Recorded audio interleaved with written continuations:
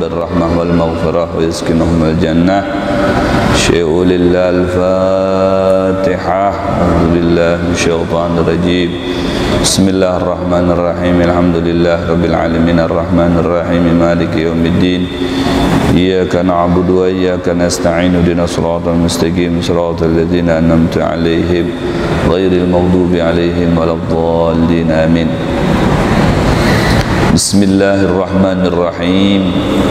السلام عليكم ورحمة الله وبركاته. الحمد لله رب العالمين وبه نستعين على أمور الدنيا والدين والصلاة والسلام على أشرف الأنبياء والمرسلين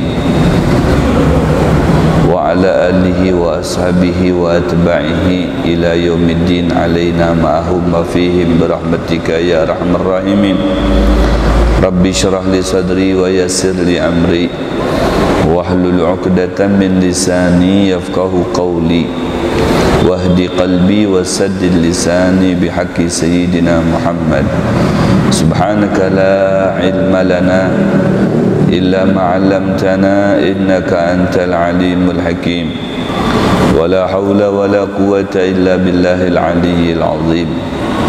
Ma'asyiral hadirin wal hadirat, para bapak ibu jamaah salat fardul maghrib Masjid Fathul Khair Simpang 4 Air Putih Suryanata Kota Samarinda, serta para pendengar yang menyaksikan ta'lim pada malam hari ini di mana saja berada, yang dimuliakan Allah, yang dirahmati Allah, yang mudah-mudahan selalu diberikan kesehatan oleh Allah zahiran wa batinan.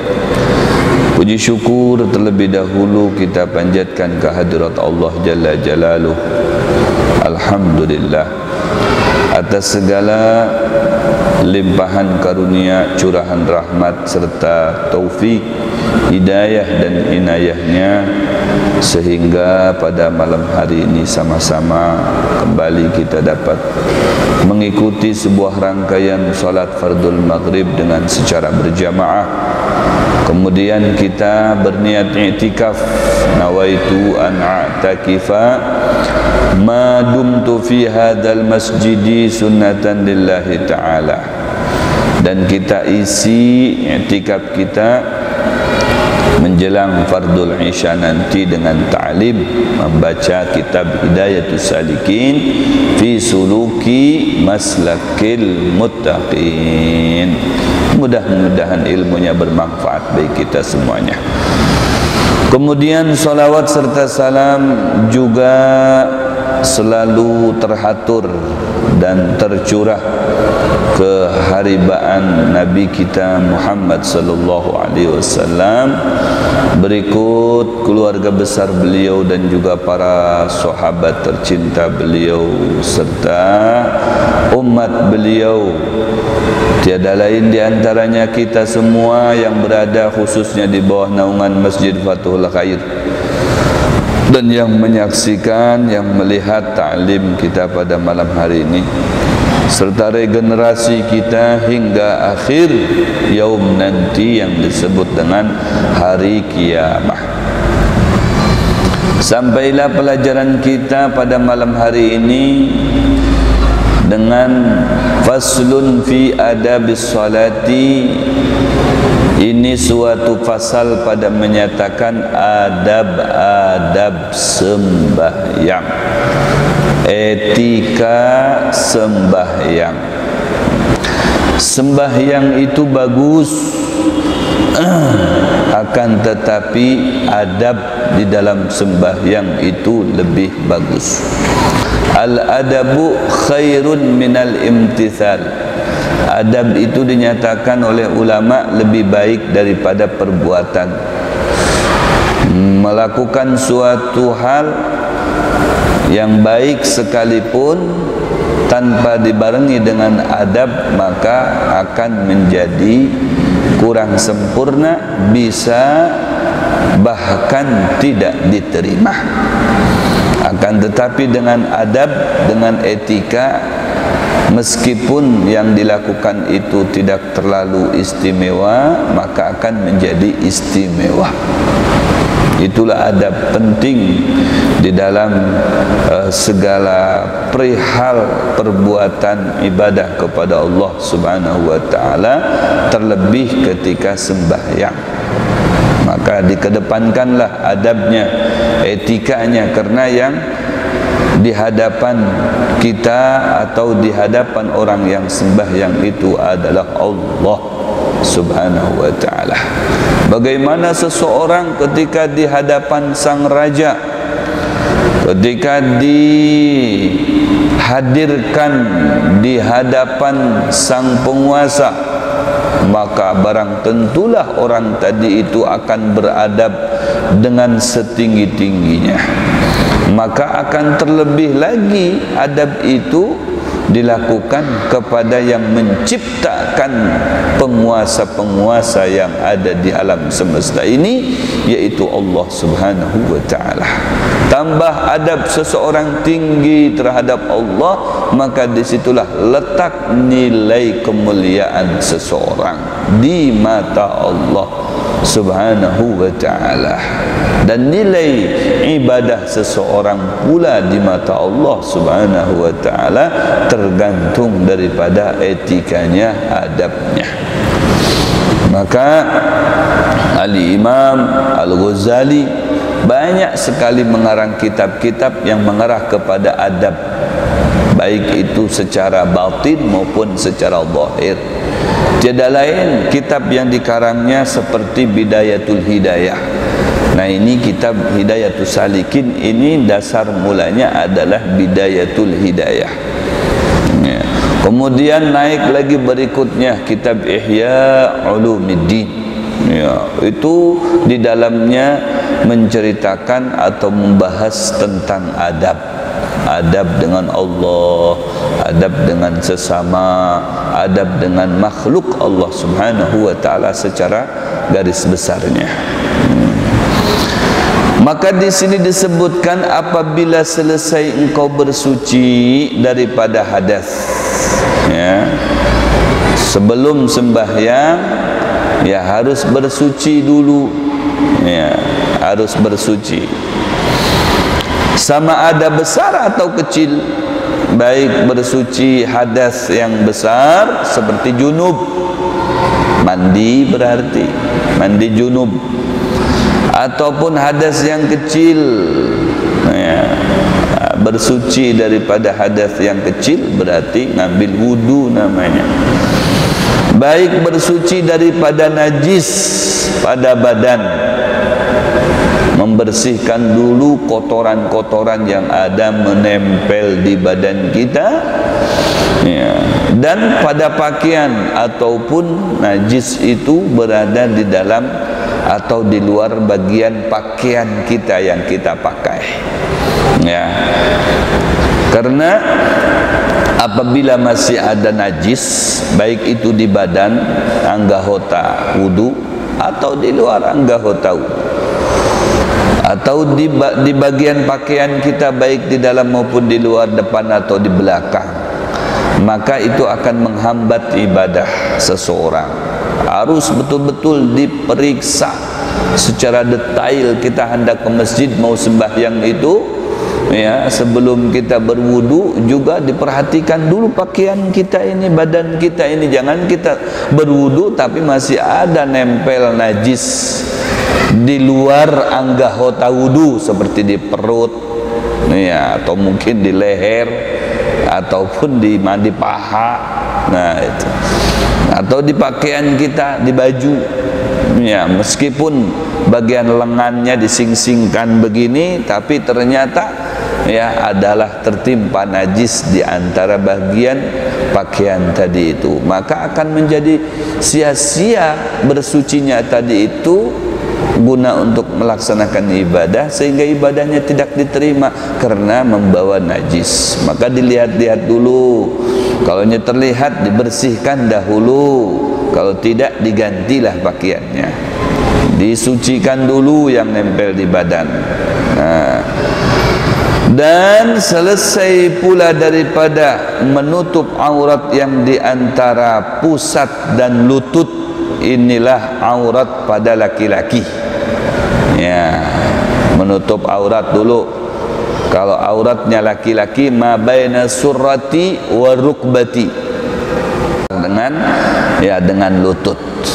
Itu apa namanya, aurat laki-laki. Jadi intinya kalau orang itu sembahyang pakai selawar orang Bahari, tahu orang Bahari itu selawar kolot namanya ya, kalau segini biasa dipakai dalaman ya. Orang Bahari itu kada ada pakai besempak macam kita tuh ya, selawar yang kain ini dalamannya itu yang gonol itu ya, sama pakai kaos saja ya, pakai kaos dalam ya, kemudian pakai selawar yang kolot, yang Bahari, orang Bahari biasa memakainya, sah penilaian syariat.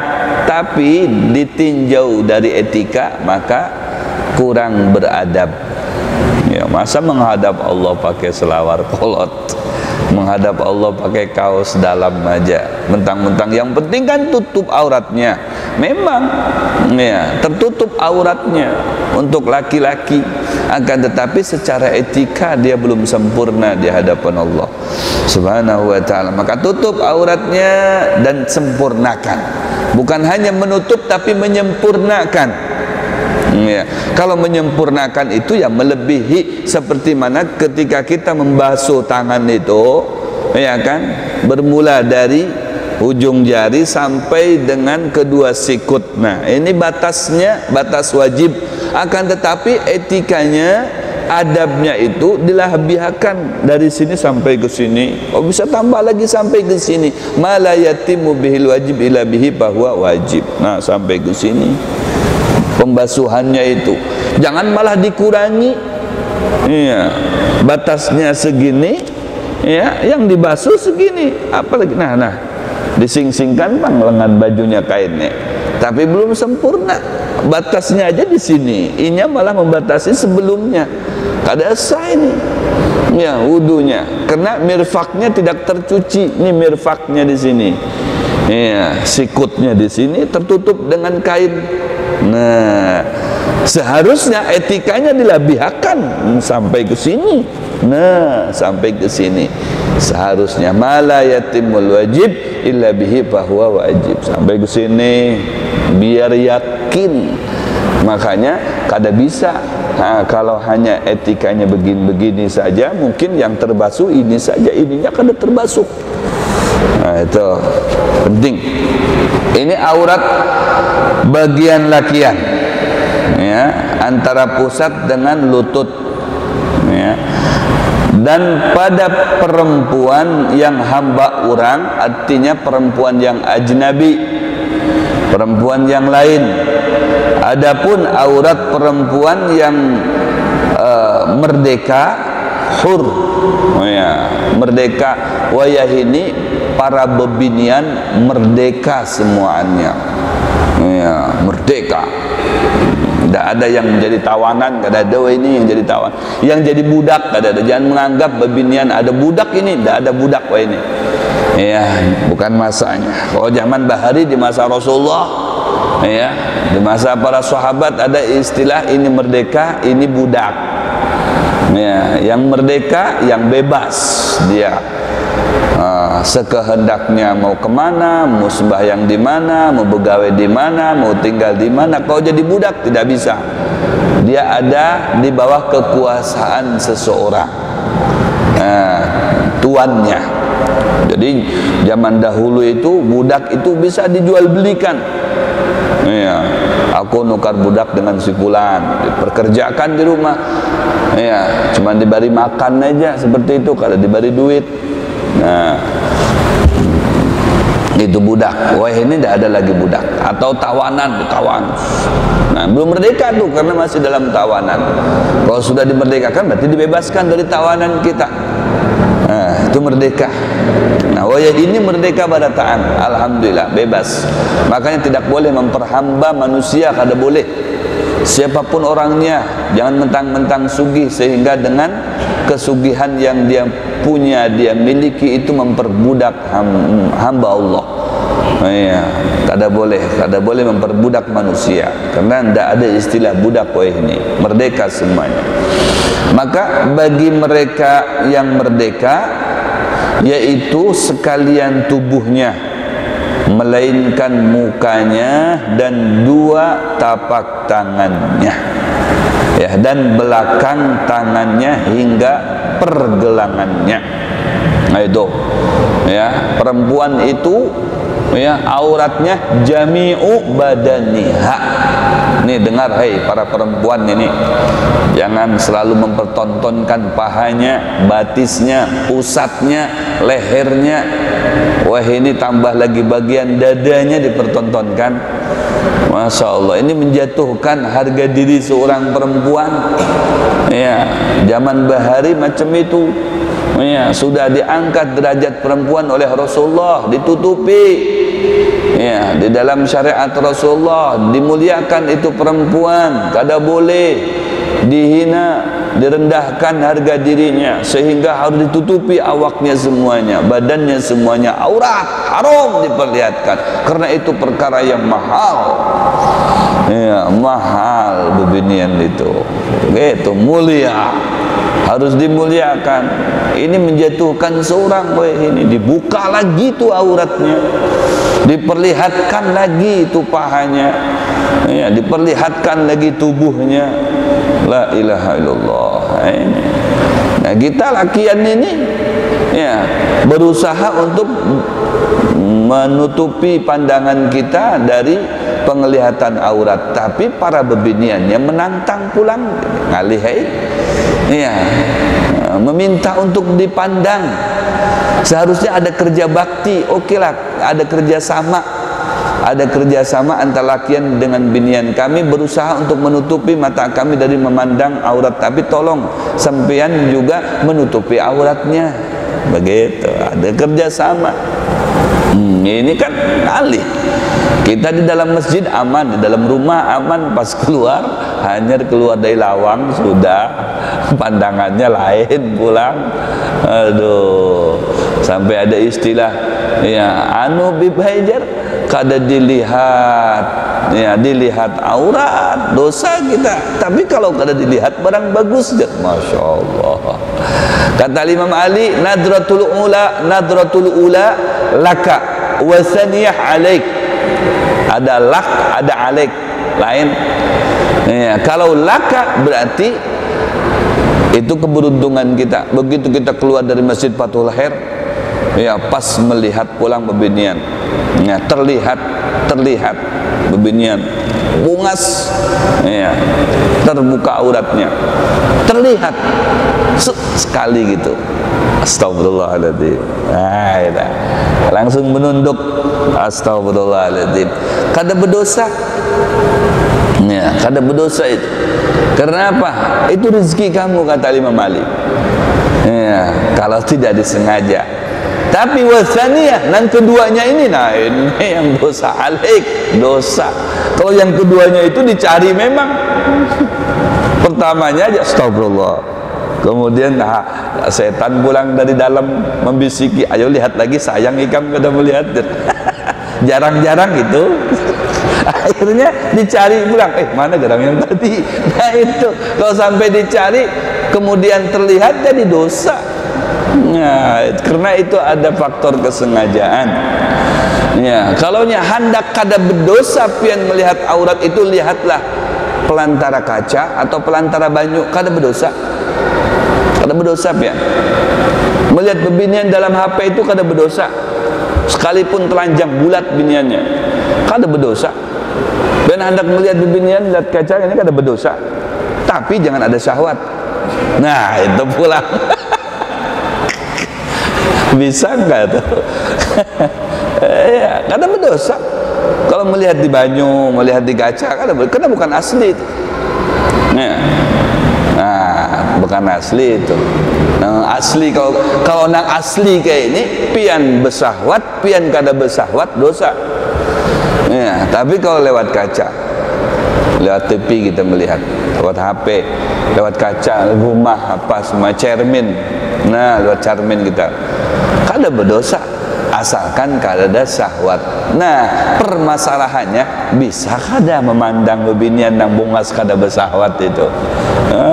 Itu ngalih pian. Kada belum, maaf, artinya kada bergerak ampun ulun biasa aja, berarti kan kada bersahwat. Kada bergerak ampun nikam, tapi adalah kehendak ya, merasa hendak memiliki. Nah, itu syahwat juga. Nah, itu sudah. Jadi semua badannya bebinian itu aurah, kecuali wajhaha, wajahnya, wa kafaiha, kedua belah telapak tangannya, ya, sampai bagian muka dan bagian belakangnya sampai ke pergelangannya. Nah, ini tapi ini pun masih ada beberapa ulama yang mengantisipasi, bahkan berargumentasi, oh itu yang diperbolehkan bagi perempuan terbuka, ya, auratnya itu yang tidak disebut dengan aurat di situ adalah wajah dengan tangan itu di dalam sembahyang. Nah, itu di dalam sembahyang. Amun di luar sembahyang tutupi, maka ada istilah cadarlah keluar. Itu ada cadar, kacamatannya aja kelihatan, ya kan? Ini pakai apa semuanya? Karena ada beberapa ulama yang mempertahankan jami'u badaniha, semua badannya kalau untuk di publik, di luar, kecuali di dalam sembahyang, iya, ya, kedua telapak tangan, zahir batin, batin sama zahirnya sampai ke pergelangannya, ya, itu di dalam sembahyang. Amun di luar sembahyang, maha pakai lagi itu, tutupi lagi dengan cadar namanya. Oh, saking begitunya. Supaya kenapa? Supaya terhormat para binian itu. Iya. Kata Allah Subhanahu wa taala, ya, tutupilah auratmu, ya, bijalabi bihinna, dengan jilbab. Ada jilbab, ada khimar. Ya, makanya jilbab itu ya menutupi semuanya, namanya jilbab. Kalau orang zaman sekarang memaknakan jilbab itu ya terkadang cukup begini aja. Nah, pakai peniti di sini aja. Ini jilbab. Ini ulama menyatakan yang begini bukan jilbab, namanya khimar. Ya. Kalau jilbab itu yang menutupi semuanya, yang sekarang itu banyak orang tertutup semuanya. Nah, saya contohkan.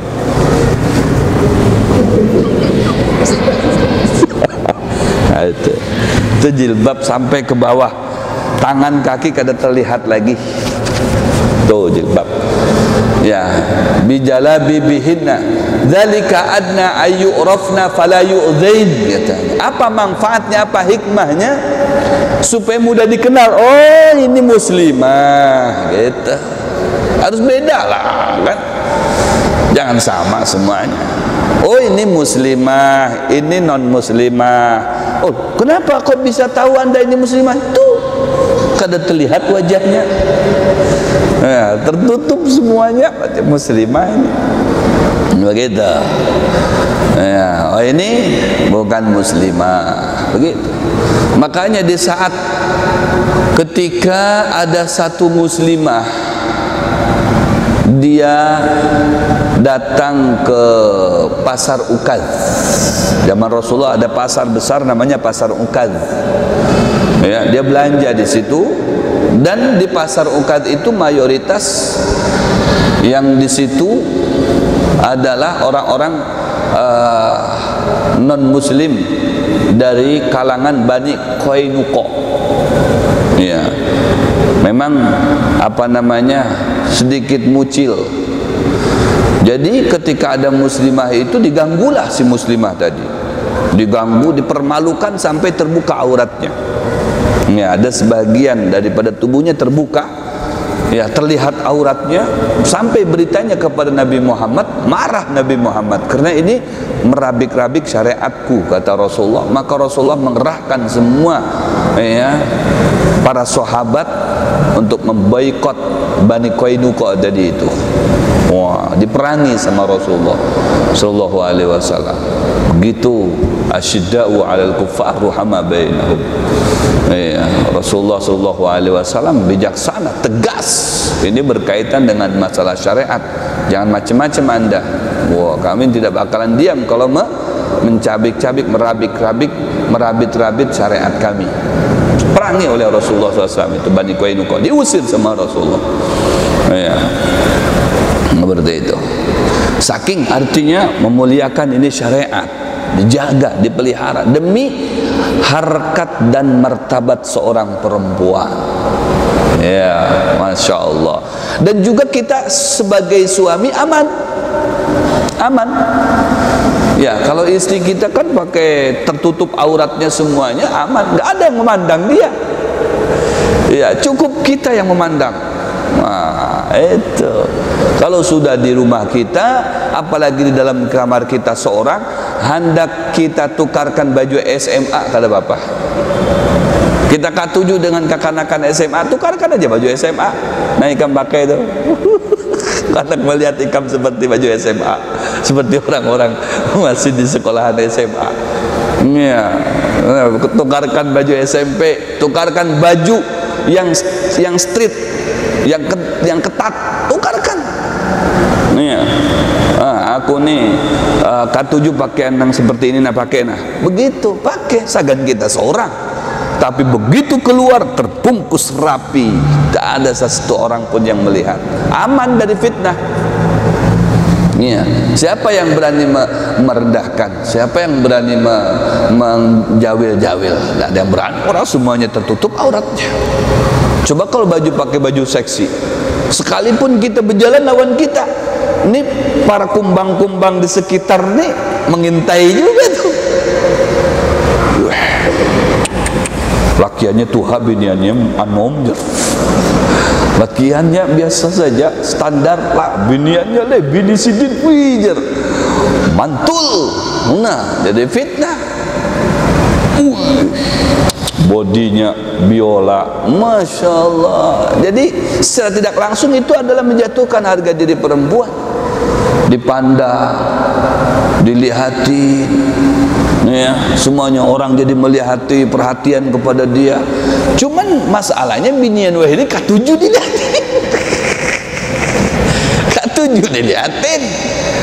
Kalau ada yang melihati bisa sarikinya, kenapa jar aku ini sudah seksi, sudah dandan begini cantiknya, bungasnya, tidak ada juga orang melihati aku. Kenapa? Apa kurang aku nih? Masya Allah. Itulah bedanya binian Bahri dan bin Wahini. Bahri menutupi dia auratnya supaya tidak dipandang laki-laki yang lain, tidak meracuni laki-laki yang lain. Amun binian Wahini justru memancing pandangannya lakian yang lain. Masya Allah. Akhirnya banyaklah permasalahan. Ada zina. Ya, zina itu kan gak harus bersetubuh, memandang itu juga zina. Zinal ainain an-nadru ila al-mar'atil ajnabiyah. Zina kedua mata itu adalah memandang seorang perempuan yang bukan mahramnya. Nah, sekarang kita mau bisa menjaga bagaimana tidak ada kerjasama dengan pihak perempuan. Perempuannya memperlihatkan kepada kita.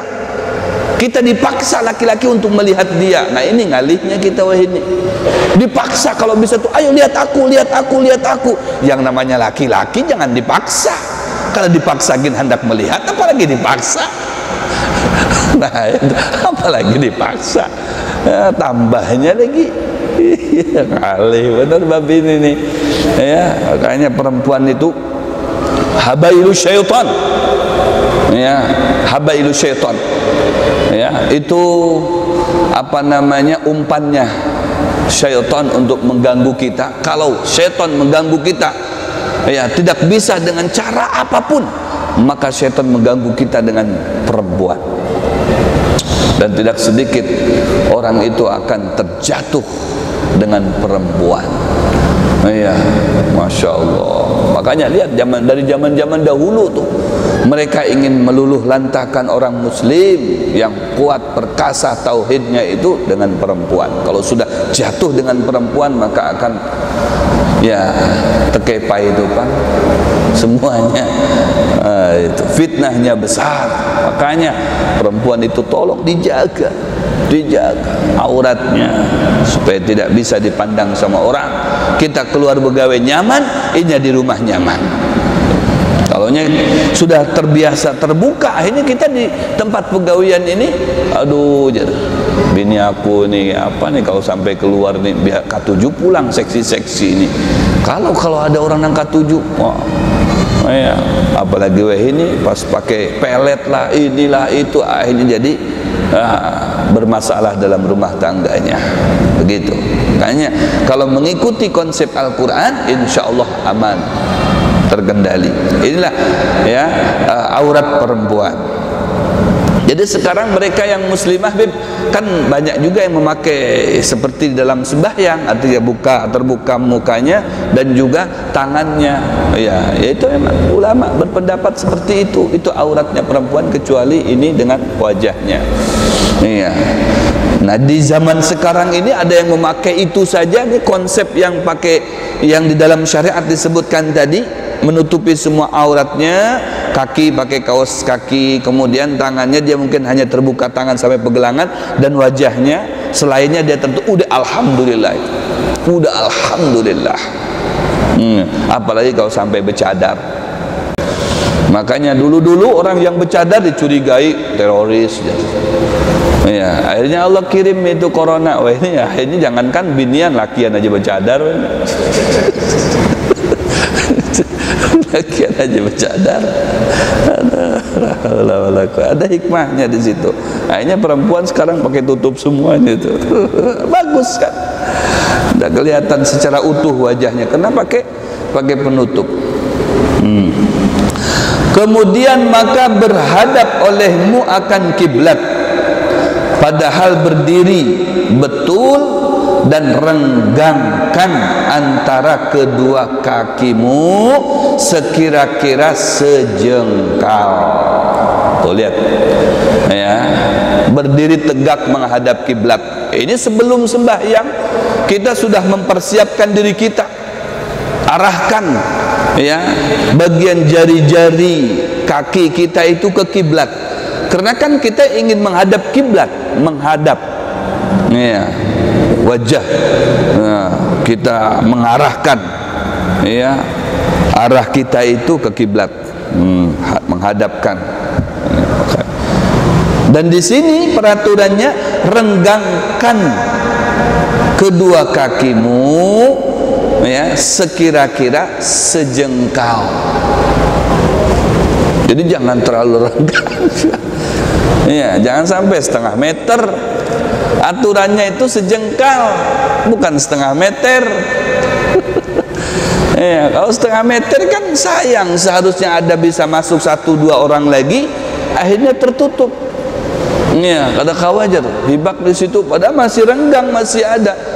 Ya, dari antara bahu ke bahu, ya saudaranya yang lain, ya masih renggang, tapi kakinya ini terlalu merenggangnya itu.